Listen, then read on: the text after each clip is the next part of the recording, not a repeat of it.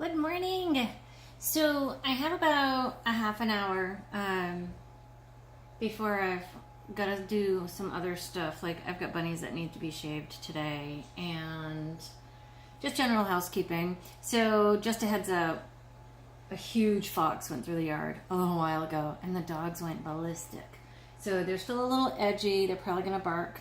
I'm sorry. They're doing their jobs. They can't really get in trouble for it. So we have been learning a lot about lacing the flyer. And can you guys see this? Right here. This is what it means to lace the flyer. And by doing that, what it does is it reduces tension. Now, my wheel has an Irish brake. My wheel also has the original leather bearings or bushings on either end. And probably over time they have become dried out. And no matter how much Vaseline I put on there, the thing is that they need new bushings. So it creates drag. Even though I have my brake off, like this is my brake, you guys can't probably even see it very well. It's a piece of filament or fishing line. I use fishing line. And typically this is attached to the machine with this spring. And then this little knob right here, can you guys see down this low? There's a little knob right here. It's just below the edge of the camera. When you turn that, it creates tension on the flyer, and that's your brake. Well, when you have it all the way off and your draw is still so strong and you have no way else to control that, you need to find a way to slow it down so that you can do your lace. And I don't mean slow down the machine, I mean slow down the draw. So that's where cross lacing comes in handy. Now I know there's plenty of people that say they've never had to cross lace. They can spin frog fur and that's great, you know, good. Maybe someday I'll get there. I'm not there yet. So no matter how much you need to slow down the draw, I had started off doing several zigzags across, but the more I oiled my machine, the less the draw was happening. So I didn't need to break up the tension quite as much. So now I've just got it going across the one time. So then what you do is it comes straight off the bobbin, comes up and through your flyer. Let me turn this a little bit. So turn it, comes right off the bobbin, comes under my flyer on one side, comes up and around, right straight across to the adjacent hook. You know, and then if you can see it, it's on the hook like you would typically have your hook. Then it comes down, goes through the orifice, out through the front, and it's all set and ready to spin. You know, if you do this and you spin your flyer and your yarn won't move, something's wrong. You've got to fix that. It works out so good for me to be able to do this, and so many people were helpful. And you know, I don't see any divots on my machine indicating that anybody has laced the flyer many times. That's what people talk about, that you can get little divots here from lacing the flyer. I would imagine it would be like right here where it rests against the wood. I'm not worried about it. I'm just simply not worried about it. If it gets that bad, get a new flyer. I don't know. So that's it. Right now I'm spinning at roughly 76 wraps per inch, because my goal is to do a 3-ply lace weight. If I watched Branchivia Boone from Snurb Yarn in a spinner study. She made this really awesome chart for us that showed if you, oops, see, that just went away. I just got way too thin right there and it took off on me. So we'll just back it up and fix it. She was showing us this chart on how to figure out if you've got a certain wraps per inch, how many wraps per inch. If your goal, her example was showing, if your goal is to have 10 wraps per inch, what size do your singles need to be depending on what ply yarn you want, a 2-ply, 3-ply, 4-ply. And she did the graph all the way down. And I thought it was awesome because I had just been spending a lot of time revisiting the subject of grist and how it affects our yarn. And that just came along beautifully at a great time. And I reversed her chart and did it backwards for my example. So I took my 76 wraps per inch and I divided it by the increments that she had shown us. And I was able to kind of confirm with myself that if I do 76 wraps per inch and then do a 3-ply yarn, that will leave me at approximately 25 wraps per inch. So I'll have a light fingering weight yarn, and that is what I want. So I'm good with that. I'm happy with that. One of the main things I would say, after all of the conversation yesterday, I can't stress enough that I believe everybody is entitled to their opinion. You can have an opinion about anything and everything, and that is your right to have that. When I have a problem with somebody's opinion is when they state it as an absolute. Like, because it's my opinion that blue goes better with green, then that's the way it should be. Blue and green together. There are no other combos. Like that. That bothers me.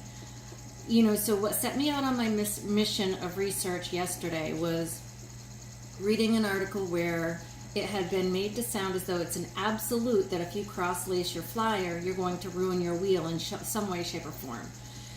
But in the research, for me to be like, why is that being stated as a factual thing?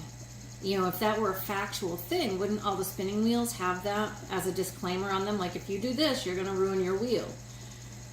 Well, it opened up a great conversation in the group yesterday, and there were very many people who never cross-lace. There's other people that swear by it, and it's wonderful and it's great, and it starts conversations. I love that aspect of it.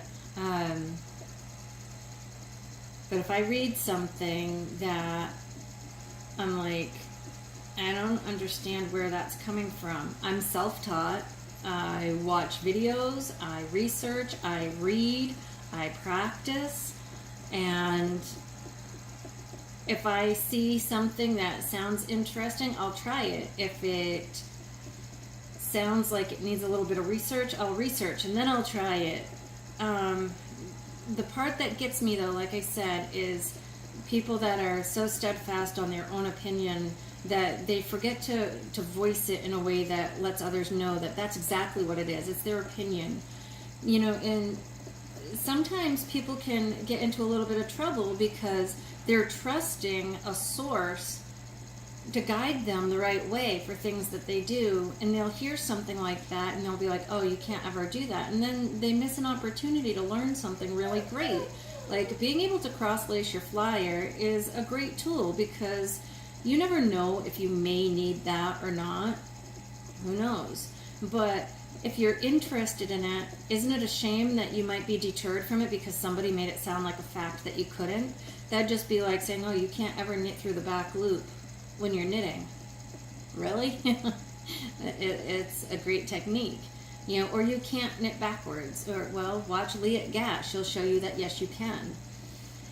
So I guess what I learned from yesterday is it was just kind of a reaffirmation that don't always take something that people say as a 100% ironclad thing, because it may prevent you from doing something you really love and have great fun at. I don't know all the rules of spinning. I don't know if how I'm holding my yarn is proper. I don't know if my fiber source should be absolutely sitting like that. But you know what? I can pretty much guess that it's fine. I'm going for a lace weight yarn. My singles are strong. They're coming out right. In my term of right. Somebody else could come along, somebody that, has been spinning for many more years than me, and they could look at me and say, that's wrong. You shouldn't be doing it like that. This is how you should be doing it. Would I believe that person?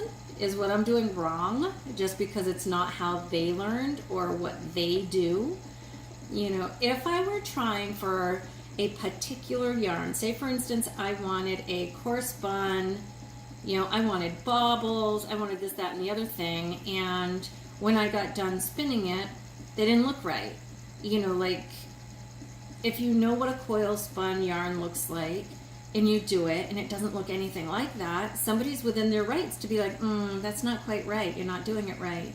But if you do it your own way, how you've learned or taught yourself how to do it, and it comes out looking like a coil spun yarn, then who is anybody to tell you that you did it wrong? So enjoy your craft. Do it how it makes you happy. You know, don't get so hung up in the technicalities of it all that you kind of lose your enjoyment of it. That's the biggest piece of advice I could give you. You know, some of my videos, I put them up. I don't leave them up forever. You know, I'm trying to find the right locations within my house, that the lighting is good where you guys can see what I'm doing. I'm trying to find the right camera angles so that you don't feel like you're talking to a disembodied pair of hands the entire time, and yet at the same time, you don't necessarily need to see my face always. But it is nice to be able to, you know, see the person that's communicating with you. So, you know, this is all by trial and error. Now, are some people going to look at my videos and be like, you shouldn't do it like that? Yeah, there's going to be those opinions. But as long as it's put through as an opinion, not a fact, I don't care. That's fine. Everybody can opine away. So, I don't have big elaborate setups for video. You know, I can't do the overhead angles or switch angles. I love watching Very Pink Knits just for the fact that her camera angles, while she's speaking, she zooms out. While she's showing, she zooms in. I also love the camera angles that the Crochet Crowd Mikey uses, because it's always front and center right on his hands, and it shows very clearly what he's doing without being crowded, and it's always in focus. I also love the camera angle. Oh, look at that. Too fat. I love the camera angle on the Liat Gat videos. Crisp, clear, you get to see it all. So I'm by no means at that level. You know, I just like to share what I'm doing. Maybe eventually I'll start sharing what I'm doing in a more public forum. But for now, this is just a way. Plus, it gives me practice. See that? Did you guys see what just happened? I got too thin when I tried to thin it out, and now look. I got nothing. So this is a perfect time to show you the actual process of, now this is so skinny that it takes me a minute to find it.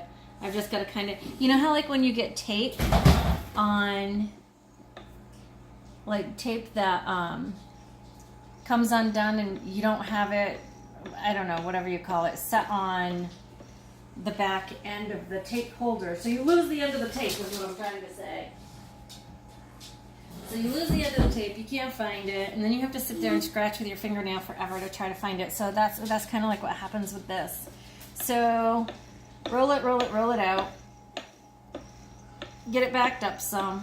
Now here's the difference. If I were going to be lacing this normal or threading it normal, I would just simply go from the bobbin to the hook, down to the orifice, and out. But that's too strong of a pull. So what I'm going to do first is I'm going to come to my right, come between these two hooks here, bring it up and around the wood, straight across, around the hook, and then to the orifice. That's creating a little bit, diffusing the tension a little bit for me, so I don't have to be quite so worried about it. Now, it doesn't mean I have to go that way first. I can come this way first. I can come over here if this is the direction that I'm spinning in. I can come across, go in between these two hooks, go across the flyer. Oh, now I'm going backwards. I'm going to confuse myself. Can I do it that way? Now I'm not quite sure because I'm going backwards. Let us see. Oh, okay, so maybe you can't do it that way. Maybe you do have to go in one direction only because that's where the hooks are and ready to go. It just doesn't appear to work out the same. Oh, I see why. I would have to, okay, there it is. When you're going backwards, you have to literally mirror the whole thing. So you would come in between the two hooks, go under your bobbin, all the way across to the other side, to this hook that's on the underneath. Go through that hook and then into your orifice and out. So I guess whether you're a righty or a lefty, I don't know. But I don't do it that way. I just go under here, then I come across through. Do you guys see where this lightness is right here? See that thickness? There's no spin in that. That's why my fiber broke. That's why my yarn broke, because I didn't have enough spin in it. And that's what happens. I get talking, and then before you know it, something like that'll happen. So I'm actually, since I have this up, I'm actually going to move it over a little bit now and go over to the next hook over, because I have a bare spot on my bobbin that I can fill in. So then I've got it laced. Get my orifice hook. Get my stuff on there. There we go. There. Ta-da! Now I'm laced up again. Get the fluff out of the way that got stuck in there, because I don't need that anymore. Turn this on, get my spin going back in. Pay more attention so that I'm not breaking my yarn. You know, when there's no spin in it, you guys, there's no strength. You know, so if you've got unspun spots in your yarn, you're not going to be very happy when you go to ply it, because it's going to break off when you try to ply. You know, you're going to be going along at a clip, you're going to have your 2 singles or your 3 singles, and all of a sudden you're going to have to keep patching stuff because it's going to keep breaking. And see, this is where I had started losing it. See all that unspun stuff? Now, look at the difference. If I can get my camera to focus, if you see back here where my hand is, this, the thinness of that, and then I hold next to it this, you know, that's unspun. You don't have anything to work with right there. So, pet peeves. One of my pet peeves, when I click on a video that says to me, this is what I'm going to show you, and then I watch said video, and they don't ever show me anything. I hate that. Like, if I want to watch a video where people are just, you know, chit-chatting, I will tune into that. But if I'm specifically looking for something, I'm going to be like, show me what your video says. Don't make me sit there and listen to your bird or, you know, whatever. Whatever. I just want to... So, a lot of my videos, I try to keep the titles very benign, because I'm just in here chatting. You know, and I don't want people to think that the second they log in, I'm going to immediately be showing, this is exactly how you lace your flyer, and boom, done. Bye. So, if I do any instructional videos, they will say in the title that that's exactly what I'm showing you. I mean, I really don't get what a podcast is. I suppose it's kind of like this. You get on there and you're talking about whatever the topic is of the day, or multiple topics. I suppose I could research into that, but it's alright. As long as everybody knows that this is about spinning, it's really all that matters.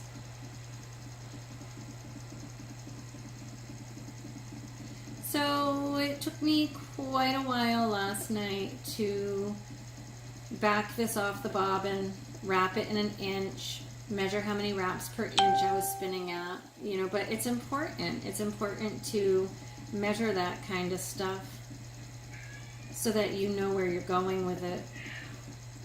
You know, there are times that I just sit down to spin, and whatever yarn I end up with, but I want to be able to replicate this.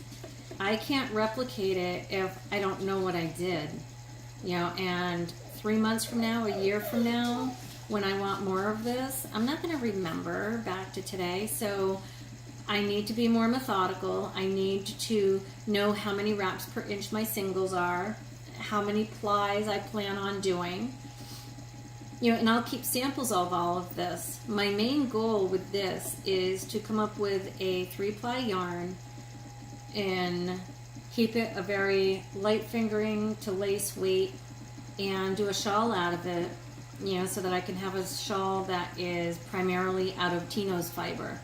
Tino's our English Angora that this fiber came from, and his fiber is beautiful, and I want a shawl done out of the whole thing. But the reason I'm doing a 3-ply, is I also want to ply in some silk. I want to give some added extra strength to the Angora, because as the Angora blooms and loosens, I just want some silk in there with it to give it a little extra structure. That's all. That's my plan. So eventually I'll start doing these live, so that people can tune in and chat with me, because I really like the interaction. Right now, though, I'm practicing, and not only practicing, but my dogs keep barking and barking and barking, and sometimes I can't get them to stop barking. On a live video, people get kind of annoyed. So after I get done doing this, I have some of our mill spun yarn that I'm working on some thrummed mittens.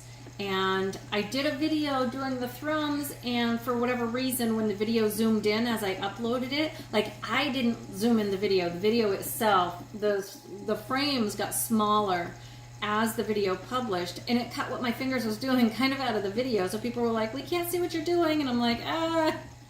So I'll do that again. I mean, the yarn is absolutely beautiful, if I may say so myself. I didn't spin it. It was spun at the mill. It's yarn that we carry on our Backwoods Angora Etsy shop. And it's the cinnamon yarn that I'm currently working with. I'm also working with our own Angora roving to make the thrums. And the mittens are just coming out so beautiful. And I love to share that kind of stuff. So once I get done doing this, I've got a half hour for this, then I'll do the mittens for a little bit. And then I've got 3 bunnies that are waiting to be shorn. So I'll do that for a little bit. It's nice to have so many different things to do throughout the day. It's awesome. But what would make it even nicer is to feel comfortable enough to go live so that I can actually interact with people as they watch the video. I do the lives for the LuLaRoe clothes that we do, and that's my favorite part of it, is that I get to interact with everybody while they're on there. So eventually I'll do lives for this too, but just not there yet. So I'm just going to go ahead and finish up the video. I'll preview it while I finish up my last 10 minutes of spinning. And I hope you guys found any information on here useful, whether it was how I cross-laced my flyer or how I'm holding my yarn as I'm spinning, how I reattached. All of that would have been showing on the video, even though I wasn't necessarily talking about it as I was doing it. So hopefully you take away some good stuff. Bye. If I can find the off button.